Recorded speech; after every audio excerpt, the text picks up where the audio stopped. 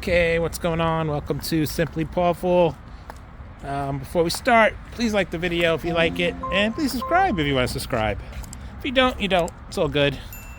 But it is another day in the vlog of our 𝐥𝐤𝐬, and Nanook is about 10 and a half. He'll be 11 months at the end of this month of March, and then after April, he'll be about a year old. So there's another 8 months to go of growing to full adult size. He should reach about another month. He should reach his max length and height. He's on the smaller end of the Corsos. He's about a little over 100. I'm thinking he's just going to get to about 120 at the max. And it's good though, because having a Corso, the Corsos are now coming in at like 145, 150 pounds. It's like the average now in the United States. And the problem with that is, more bigger your dog, the more health problems. So Corsos were never meant to be bred. Never meant to be bred over 120. They were actually, the original Italian standards were about 120 for working dog size breed. But when it came to the States and they were rebreeding them, they started making them bigger and bigger. So that's why you'll see like the normal Corso about like 145, 140 pounds in these days. But it's cool. He's big enough, and their presence as a guard dog and a dog of intimidation is a high factor. I mean, people just look at him and they're terrified of him. Meanwhile, he's still a puppy, and he's none of his guardian. He has a little bit of guardian instincts, but he's just basically loves everyone. He's very socialized. But if you don't know that and you just look at him, he's very intimidating. Even at this smaller size of the Corso breed. But I wanted to do this video today just to do a small little quick tip and advice for any of you who have trouble with your dogs when you let them run around loose and you take your leash off. If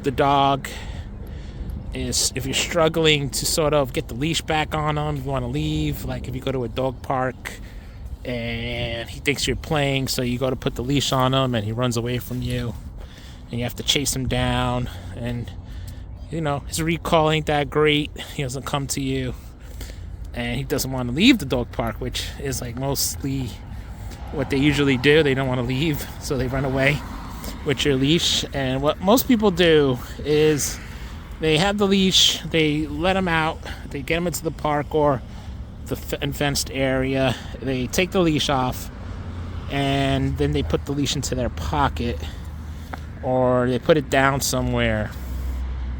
They let the dog run around for a while, and then when they're ready to go, they walk up to the dog like I am, like this, and they reach into their pocket and they take out the leash in front of the dog. The dog sees them take out the leash. He associates the leash with, oh, we're gonna go, or we're going for a walk.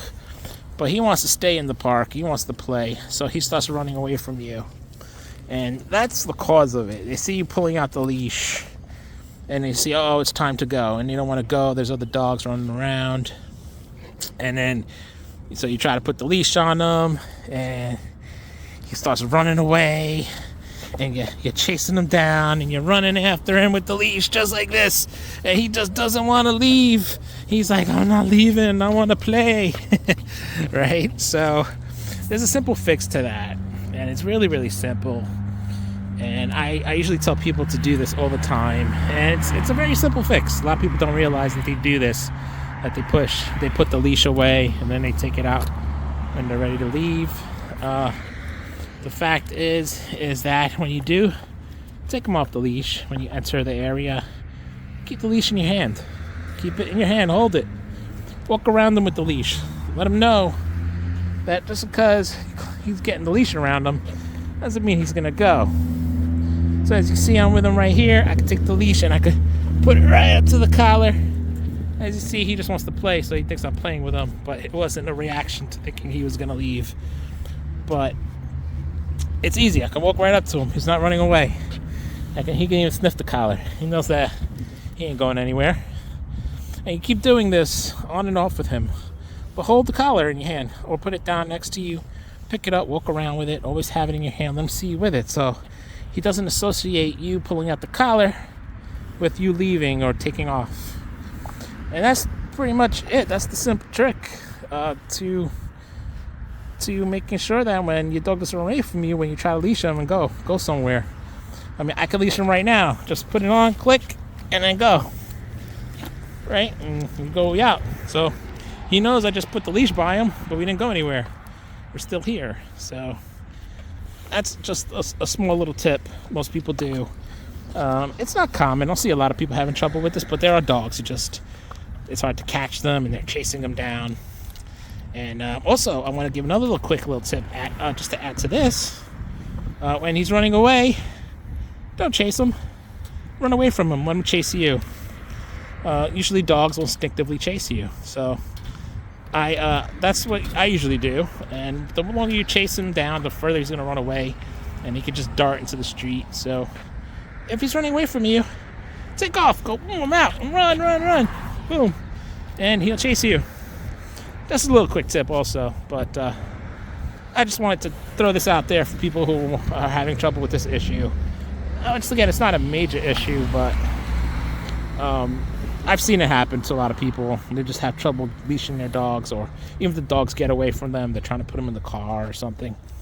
They have to try to leash the dog, and the dog is running away. So, sorry, buddy, you lost your ball. It's on the other side of the fence. He just lost his toy ball. I'm gonna go get it for you. Hold on, buddy.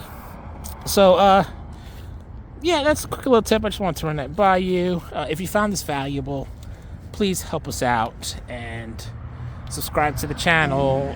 Like the video. Help us out in the algorithm. We're gonna be putting more content on him. Another day in the life of our Connie Corso and Nook. So once again, thank you for watching, and we will see you again on the next video. Thank you for watching Simplee Pawful. Bye-bye.